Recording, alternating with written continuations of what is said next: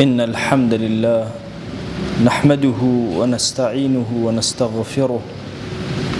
ونعوذ بالله من شرور أنفسنا ومن سيئات أعمالنا. من يهده الله فهو المهتد ومن يضلل فلا هادي له. أشهد أن لا إله إلا الله وحده لا شريك له، وأشهد أن محمدًا عبده ورسوله. يا أيها الناس اتقوا ربكم الذي خلقكم من نفس واحدة وخلق منها زوجها وبث منهما رجالا كثيرا ونساء، واتقوا الله الذي تساءلون به والأرحام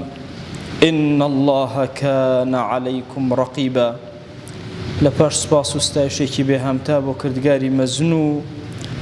داواکردنی درود و ڕەحمەت بۆ سەرگیانی پاکی پێشەوەی مرۆڤایەتی محەممەد صلی الله تعالی عليه وسلم.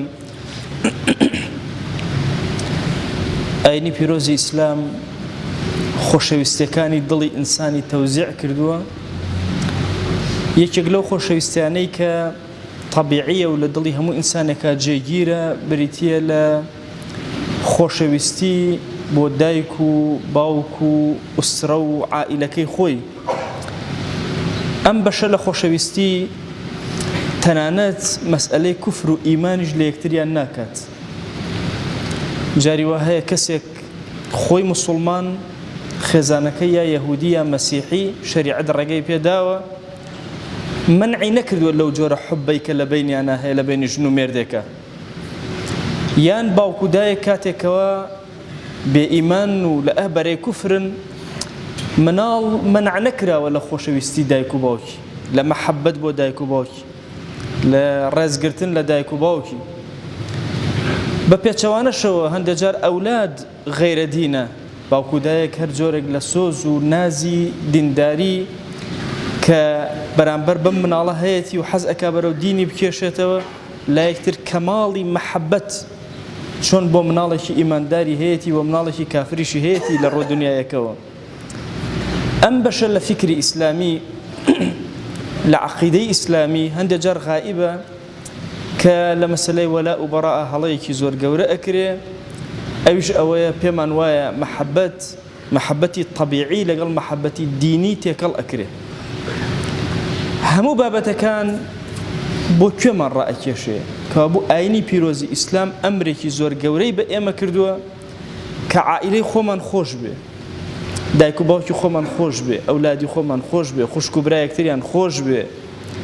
ئەم مەحەبەتە جوانە کە لە ئوسرەی ئیماندارانە هەیە ڕنگدانەوەیکی زۆر گەورەی ئەوێ لەسەر ئەخلاقی ئینسان، ڕەوشتی ئینسان، دروستبوونی ئینسان، گەورەبوونی ئینسان. بۆیە هەندێک جار کاتێکەوە ئوسرە لاواز ئەبێ،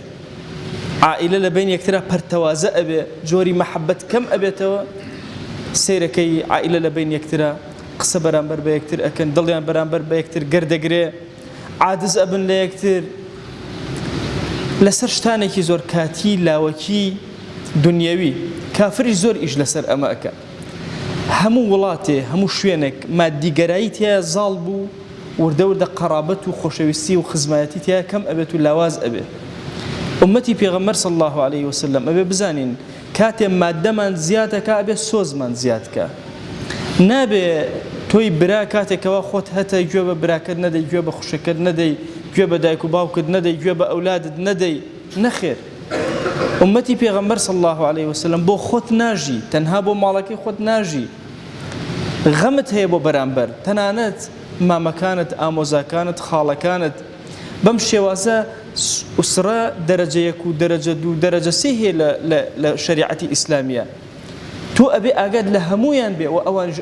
ئاگیان لە تۆ هەیە. حتا هەندێک بەسائیلی مادی هەیە لە شەریعەتە دیقەت ئەدەی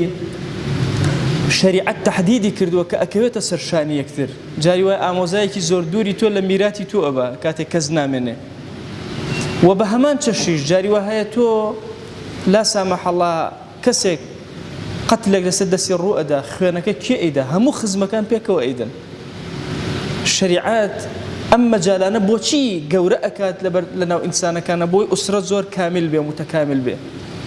کافریش زۆر باش ئەمەی زانیوە جەنگ ئەکا لەسەرەوەی کە ئوسرە نەمێنێ. هەموو حرەکە شەوازانەی کە لە عالەمە دروست ئەبن، هەموو ئەو جۆرە فکرانەی کە دێن هەمووی هێرشە. حەزارەتی ئێمە حەزارەتێکی بنیادناوە لەسەر ئوسرە، لەسەر ماڵ. ئەوانش بە هەر هەمویانە پەلامار ئەدەن کە مناڵ لەم ماڵە بترازێنن، کچ لەم ماڵە بترازێنن، ئافرەت لە سنووری خۆی تەجاوزکە، باوک ڕەزیل بێ لەگەڵ مناڵەکانیە. هەموو ئەمانە کاری شەیطانین، کاری لەسەر ئەکرێ. هەمومان ئەزانین باشترین کاری شەیطان تێکدانی ناو عائیلەکانە، کەوا بوو گەورەترین عیبادەتیش دروستکردنی ئوسرەکانە و ماڵەکان. ئەم بابەتە تەنها ئەوە نییە ئێمە لە دنیایە ئێمە سوودی لێ وەرگرین،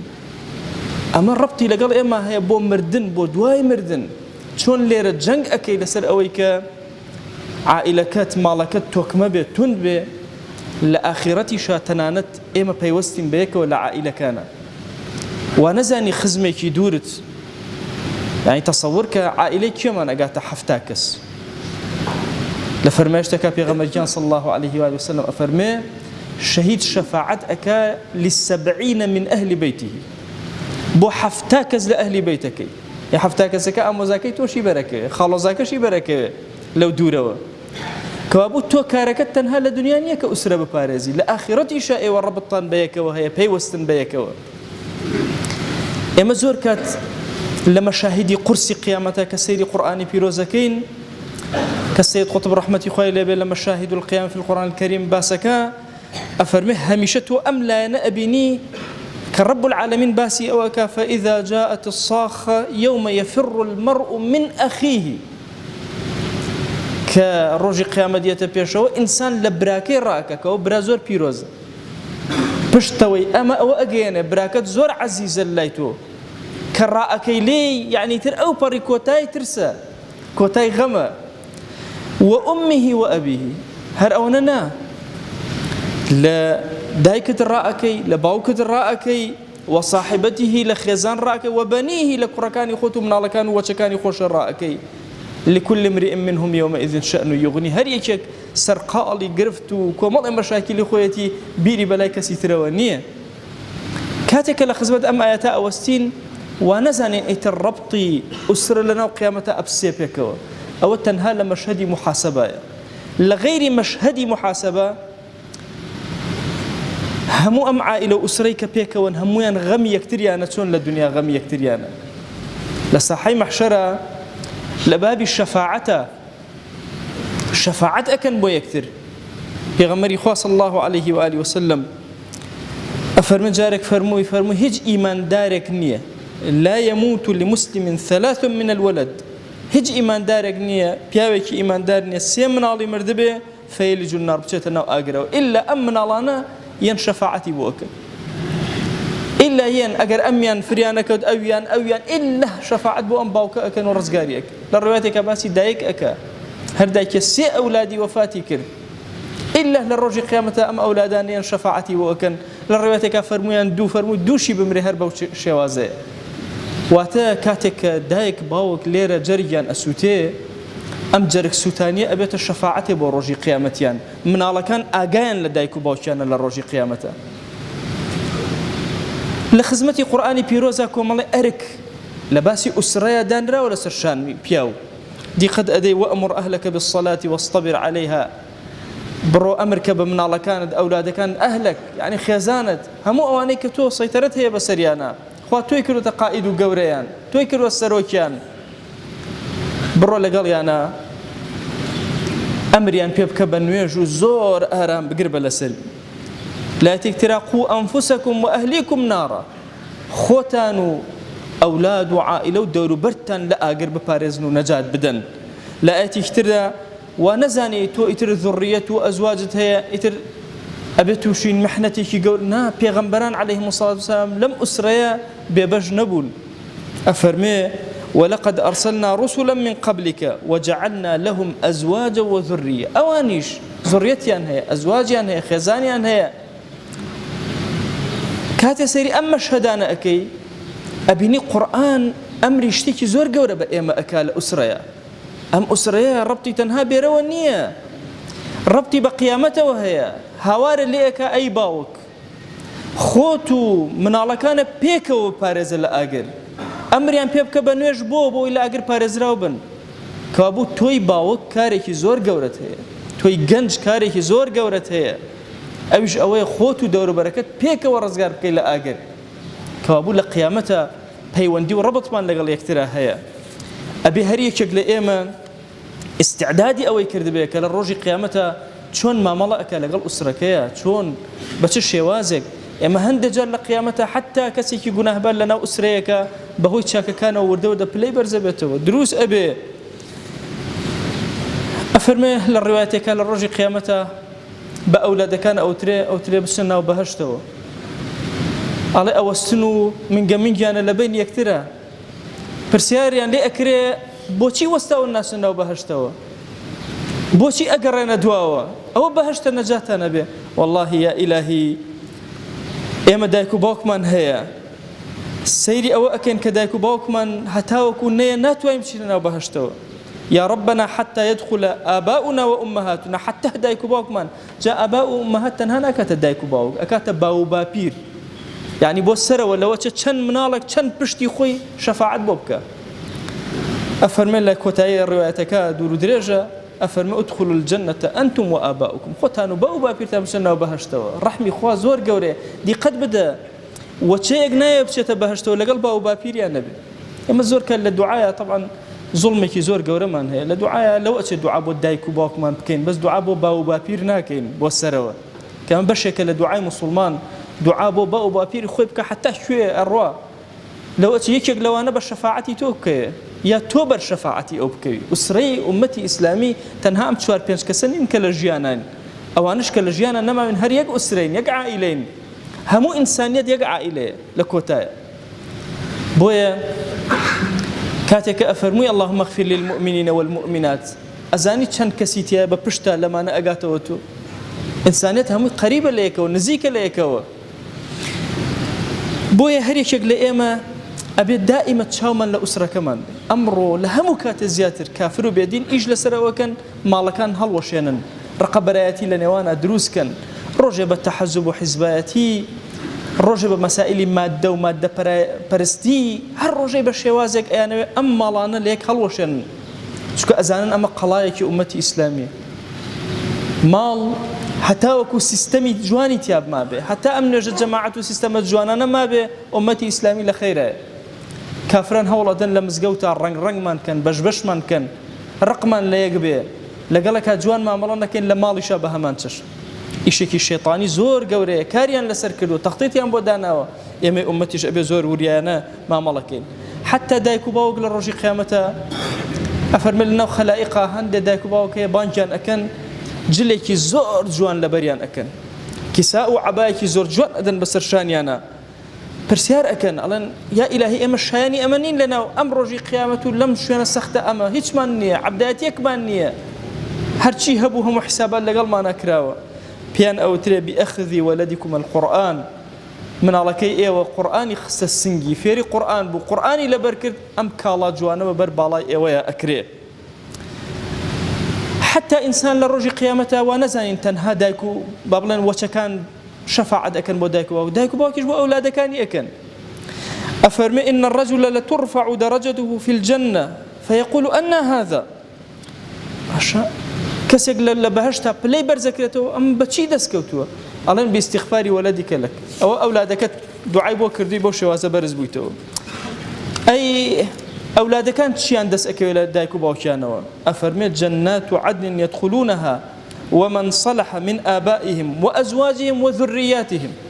جاري وهي إنسانك هم إنسان بين بيشاي خود بين بيشاي خود لبهشتها بو السر وشفاعتك بو خوار وشفاعتك أماني خوار ولا ذريات كبلين نزم تراجعنا بليتو كأما أستك زور برزة إنساني إيماندار بيركاته يعني باوكت دايكت بابير جورد ممكن الشفاعة بوتوكا بليتو لبهشتا برزبت بيكو بسنا وجناتي خلد ببيت الشفاعة كارت. إمي أمتي بيغمر صلى الله عليه وسلم أمتي زور توكمل لنا ويكترا خزماتي زور جوري لنا ويكترا إنسان بيبارزه دنیا هیچ نییە ئینسان لەسەر دنیایەکی کاتی فانی هەر ڕۆژەی بەدەستی کەسێکەوە گەر خەیری هەبووە لای کەسێک ئەمایەوە ئەمڕۆ بەدەست تۆ سبەینە خوا ئەزانێ بەدەستکەوەیە جاران ئەیان پارە زۆر پیسە دەستی زۆری بەرەکەوێ بەخوا گیرفانی زۆریشی بەرەکەوێ و خەزێنەی زۆریشی بەرەکەوێ دوای بەدەستی کەسیشەوە نامێنێ خۆ ئەگەر پارە بۆ ئەوانەی پێش ئێمە و ئاڵتون بۆ ئەوانەی پێش ئێمە باقی بووە ئێمە هیچمان دەست نایەکەوت لەسەر زەویە بستێ زەوی دەست نایەکەوت ئەم شوێن مزگەوتە خۆ ئەزانە چەند خاوەنی هەبووە لە مێژووە ئێستا ئێمە تیایەن و خۆتبەی تیا ئەدەین و کردمانەتە مزگەوت وا تەسەوور نەکەین ئێمە ئەم شتەی کە هەمانە ئیتر هەتایە هەر هی تۆیە نا ماڵی دنیا هیچ نییە هەمووی ئەڕوا محەبەت قەرابەت جوانی و جەماڵ بزانە ئێمە ئەمڕۆ لە منافەسەیەکی زۆر گەورەن لە جیهانە حەضارەتی ئیسلامی لەگەڵ حەضارەتی هەموو جیهان جەنگ ئەکا ئەگەر لە ماڵەکەی خۆتە سۆزت دا بە مناڵەکەت ماچت کرد خسە سەر ڕێبازێکی جوانی سەلاح ڕێزی خوشکەکەتت گرت ڕێزی براکەتێک گرت ڕێزی دایک و باوکت گرت تۆ لە جەنگا بردوێتەوە پشتی کافرت شکاندووە ئەو جەنگ لەسەرەوە کە ئاژاوە دروستکە تۆ ئاژاوەکانت نەهێشت پشتی شەیطانت شکان پشتی هەموو حەضارەتی جیهانت شکان وا نەزانین ئێمە کاتی حەضارەتی جیهان ئەشکێنین بین ئێمەش نەوی لەوان بدەین کە چۆن ئەوان دەست ناپارێزن و هەموو جۆرە چەکێک لە بەرامبەر ئینسانیەتا بەکار ئەهێنن نا مجردی حەضارەتەکەت پارێزراو بێ لە ئەمڕۆیە ڕۆژی سەرکەوتنی ئومەتی ئیسلامی نزیکە ئومەتی ئیسلامی هەڵسایە و ئیشی بە حەضارەتێکی گەورە هەیە ئیشی بە باوکێک هەیە زوڵم نەکا بە برایەک هەیە زوڵم نەکا بە خوشکێک هەیە زوڵم نەکا بە ئەولادێک هەیە زوڵم نەکا حتا وەکو ئوسرە پارێزراو بێ حەضارەتی ئیسلامی پارێزراوە ئەم هەموو جەنگە ئیعلامی لە جیهانە ئەکرێ ئەم هەموو کەناڵی کە دروست ئەکرێ لە پێناوی تێکدانی ئوسرە و ماڵەکانە بۆیە ئێمە هەمیشە لە عیبادەتێکی زۆر گەورەین کاتێک کە ماڵەکان ئەپارێزین لە عەبدایەتێکی زۆر گەورەین کاتێک خزمەتی خزم و کەس و کار و نزیکەکانی خۆمان ئەکەین والله لە دوعایە کە دەسە بەرز کردەوە دوعات کرد بۆ ئەولادت بۆ خزمت بۆ مامەکانت بۆ باو و باپیر بۆ هەر کەسێک لە دوورەوە تأكيد بە تۆ کەسێکی لەوانەی کە لە یەکێک لە نوقتەکانە جەنگ ئەکەی لە پێناوی ئومەتی ئیسلامیە لە بەرەنگاربوونەوەی کافران و بێدینانە وەستاوی تۆ یەکێکی لەو کەسانەی کە پێغەمبەری خوا صلی الله عليه وسلم شانازیت پێوە ئەکا خوای گیان ئێمە ئەمڕۆ لەناو ئومەتی ئیسلامیە لە زەحمەتێکی زۆر گەورەین لە قورسێکی زۆر گەورەین شانمان داوەتە بەرکارێکی زۆر گەورە ئیلاهی ئەزانین هەموو کافرانی جیهان کۆکن لەسەرمان و پەلامارمان ئەدەن بەخوا ئەشزانین خۆمان بێکەسین تەنها تۆمان هەی ئەی کەسی بێکەسان هانامان هێناوە بۆ لای تۆ دەیا ئیلاهی داوات لێ ئەکەین بە ڕەحمەتی خۆت بە بەزەی خۆت ئومەتی ئیسلامی سەرخەرەوە یا رب العالمین خوایە داوات لێ ئەکەین مەکیدە و فێڵی کافران و بێدینان لەناوبەرە یا ئەکرەم الئەکرەمین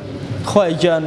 داوات لێ ئەکەین بە گەورەی خۆت ئیمانمان سەلامەت کە خوایە ئیمانمان سەلامەت کە خوایە ئیمانمان سەلامەت کە یا رب العالمین خوای داوات لێ ئەکەین بە ناوی جوانت بە صیفەتی بەرزە بە ئیسمی عەظەمت کەڕەمی خۆت بەسەرمانە ببارێنە عەفوی خۆت بەسەرمانە ببارێنە بەخوا پەروەردگارە ئەگەر چی گوناهبار بین بەڵام ئەهلی سوژدەین بەخوا پەروەردگارە ئەگەر چی ڕوڕەشی بەردەم دیوانی تۆ بین ئەوەندە گوناهمان کردبێ بەخوا پەروەردگارە ئێمە سوژدە نابن تەنها لە حضوری تۆیان نەبێ ڕکوع نابن تەنها لە بەردەم تۆیان نەبێ دەستی زەلیلی دوعا بەرز ناکەینەوە تەنها لە حضوری تۆیان نەبێ دەیا ئیلاهی داوات لێ ئەکەین بە ڕەحمەتی خۆت بە بەزەی خۆت بە کەڕەمی خۆت دوعاکانمان گیرا بکە ادعوا الله وأنتم موقنون بالإجابة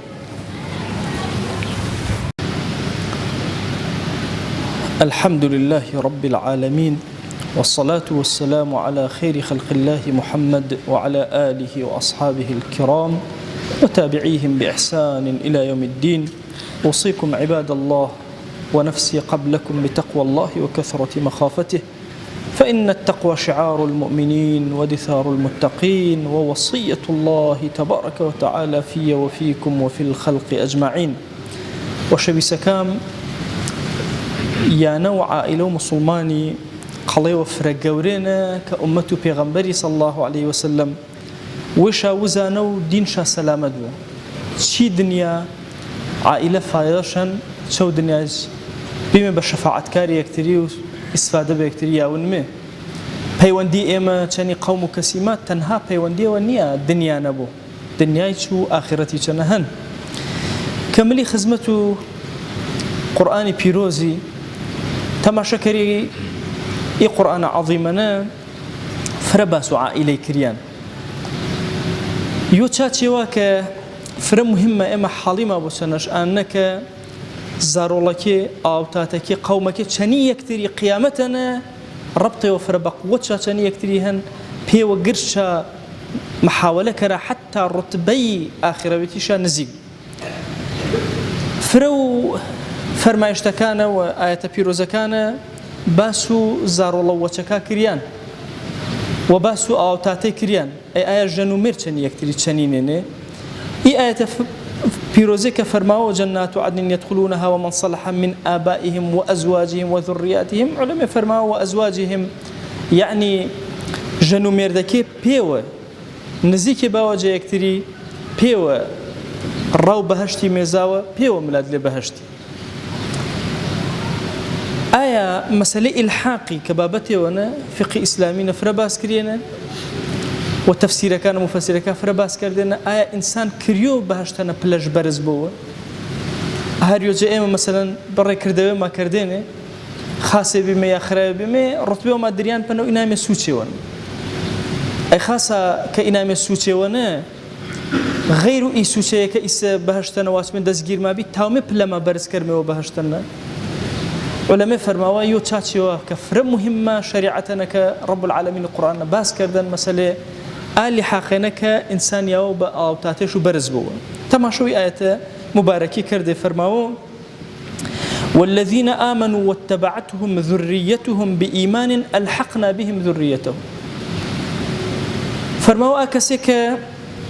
إيمان شاء أولادك يتشا شون شاكوتين هرب إيمانها أكاتا تشيش ألحقنا بهم ذريته طبعا إن السوز أو تاتي أو تاتي تشيغن الدنيا قد حزمك رزاولكش هجاوشا كم تربة بهشتيشن أسوزشا ملاحظة كريان إيزار والله بلا شابرزو بي أندازو أو تاتيش فرجما شو اللحاق المحمود يا وابيو فرس باس كريا إي أو تاتكاتك عبداتي كرا خواناسي كرا طاعت كرا بس بيوشانية قيامتنا بلالتسن برزا زار الله وشكل ورزا يا وابلا كوتو برزا باو تشانيتو بعض فرماوان شاب سيد ابن القيم رضا ورحمة الله وانا فرماو إيه اللي حق محمود الزار الله وان كان نيا ابو بلا الرشدي يا بلا الرشدي حسابه ياجي ويشانش بياجي ويش الرازين بلام مفسر تري فرماوا نا قردوا اولادك وشكا خواهي قوري حرمة احتراما بي او تاتي برز شاكروا حتى وكو يانوشا امستوى آيا جيكا او تاتكي ياوينش بنا بعبداتي وبطاعته بزحمته جيانو وشاو با احسانو با خاصيك كردنش كوابو اما اتشي دنيا انا يكتري ما قركا عائلة كما وشي قركيني انا قرب عبادتش زانمي هرمانش سركرمي كافروا بدينو قردو جهاني كوبيانو سرما حتى شياطين وإنسو جنين قر كوبيانو ولو أنا عائلة ما تيقبوا قرد جنگي كريونا هر مسلماني كروناش هر فكري وشان هر جياجي وانا هر ملي وهر بانخوازي هر جروبي كرونش كاتي قرقشا عائلة وبارزنو أمتو بيغمري صلى الله عليه وسلم بارز ريابو اما امت قد ما بس اسري وچانن بس عائله وچانن مدل عائله كتن غلانه بارده ورتما وتا بيو بعمر وشكش غرزار ولا شا اردنه حياته وعائله كيف رغوري بين رنگا كسي و صد كسي دوص كسي بانص كسي شنكو بيباو وتشيشتا حياتنا منبو اني بار ورتما العائله وغوره ما هنو وردلجينه تشيرشن امتي اسلامي بيشي وازن اي اسري كوين مشا قرت بس شنيت شيء ورواسي بهمان تشن إيه أسرة ورواسرين بو قاعدة أمة إسلام حضارة أمة إسلام حتى وكوي أسرة منا حتى وكوي قلوب جوانه منا دل أمتنا إيه روشنا جوانه منا أمتنا خيرنا أمة جنگنا بردن شو كافرة وبدين الدنيا غير سرشا شوربين ورا أسرة إيمان داريو جنگ كي أرونا غير سرو أنا أسرة كتيك بشا إما جنكاشم شر كرمه وسرو أنا كأسرة كبارزن ويانا كبارزن دعوة كرم جزاته باكو پروردگاری يا نوع إلى كما بارزنو محبته وشويسي بين ما نزيال كرو كمال إيمان دار فريدا ودعاء خير شاكر دين نوش شاهنة دعوة كرم جزاء وباكو بروداي شفاء نوش كاشاكيانو تايبت نوش وإيران وسعودي مهاورج ونكردين مؤمج حكمة دا صلاة نية هاور كرم جزاء وباكو بروداي خافي خاتو غوريو شفاء شابيكيانو رحمة بزيوج مجمل شارع. وأوصيكم أيضا بالصلاة والسلام على رسول الله حيث أمرنا الله تبارك وتعالى في محكم تنزيله قائلا إن الله وملائكته يصلون على النبي يا أيها الذين آمنوا صلوا عليه وسلموا تسليما. اللهم صل على سيدنا محمد وعلى آل سيدنا محمد وبارك على سيدنا محمد وعلى آل سيدنا محمد كما صليت وباركت على إبراهيم وعلى آل إبراهيم إنك حميد مجيد. اللهم اغفر للمؤمنين والمؤمنات وللمسلمين والمسلمات ولمن أنشأ هذا المكان. اللهم أعز الإسلام والمسلمين وأهلك الكفرة والملحدين. اللهم انصر من نصر الدين واخذل يا رب من خذل الإسلام والمسلمين. اللهم آت نفوسنا تقواها فزكها أنت خير من زكاها أنت وليها ومولاها. آمين آمين والحمد لله رب العالمين. أقم الصلاة يرحمك الله.